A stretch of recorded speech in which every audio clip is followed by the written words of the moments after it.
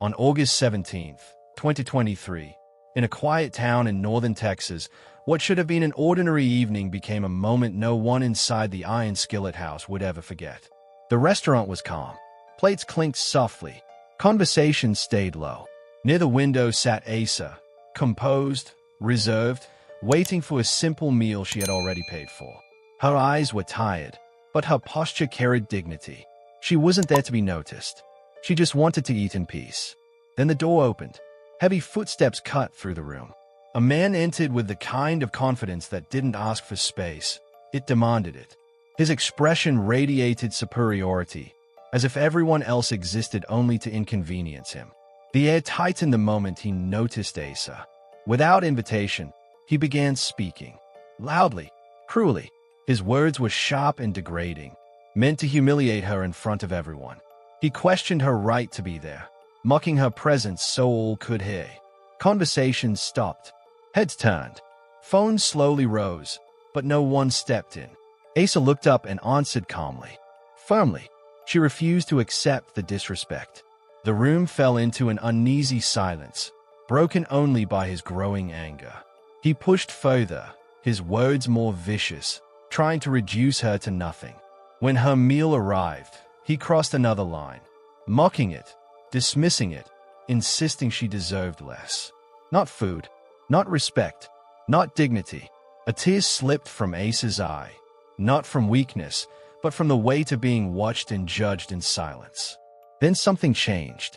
Her voice softened, controlled, steady. She warned him, quietly, that it would be wiser to step back.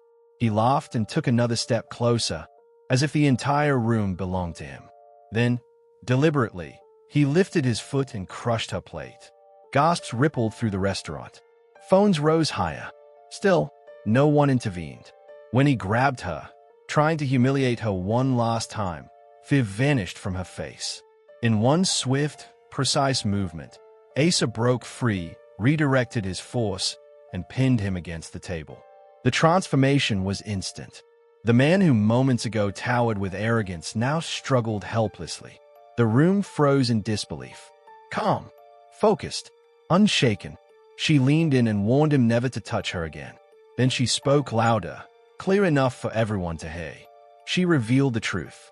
She was part of a U.S. Special Forces unit, and the incident had already been reported. Shock swept through the room. Phones lowered. Laughter died. What they had thought was entertainment had become evidence. The man's confidence collapsed. His breathing quickened. Silence swallowed the space around them. Asa explained calmly that she had come only to eat in peace. No one had forced him to confront her. Every action he took was his own choice. Minutes later, authorities arrived. She reported the physical assault without anger, without theatrics, just facts. The officers acted immediately. The man dropped to his knees, repeating that he didn't know who she was. But that no longer mattered. Months later, in a courtroom, the truth replayed through videos and testimony. Witnesses admitted their silence, their regret. The verdict carried a clear message. Ignorance never excuses hatred, and violence always has consequences. Asa was not there to hear it. She never sought revenge.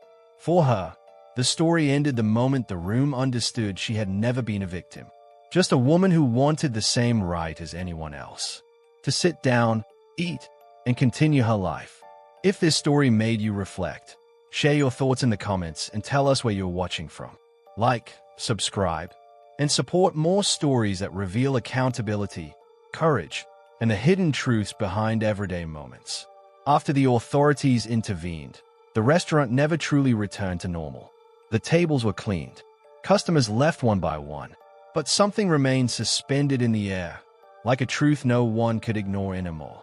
That night, everyone went home with a different version of the story. Some told themselves there was nothing they could have done. Others avoided their own reflection in the mirror. And a few understood, too late, that silence is sometimes a form of participation. Asa left quietly. No triumph, no speech, no backward glance. She drove for a long time, hands steady on the wheel, headlights swallowing the dark road. Outside, everything seemed normal. Inside, her body finally released the tension. Not fear, She knew how to manage that. But the exhaustion of having to prove, once again, that she had the right to exist without justification. She wasn't proud of what happened. She wasn't ashamed either. She was clue-eyed. Because that night wasn't an exception. It was simply the moment someone went too far. In the days that followed, the video spread across social media. Taken out of context, cut, commented on, distorted. Some called her a hero. Others questioned her restraint. A few voices, louder than the rest, still tried to excuse the aggressor. But one thing was different this time. The images spoke for themselves. You could see the provocation. You could see the humiliation. You could see the hand crossing the line.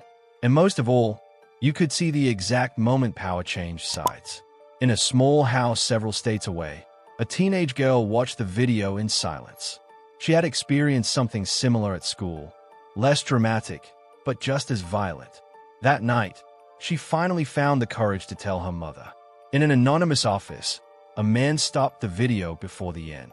He recognized his own stifled laughter, his cowardice, and for the first time, he felt the weight of doing nothing. In the restaurant's break room, the waitresses replayed the scene again and again. They realized the discomfort they had felt wasn't fear. It was suppressed anger. As for the man, the one who believed the world belonged to him, he discovered a very different reality. The consequences weren't immediate, but they were complete.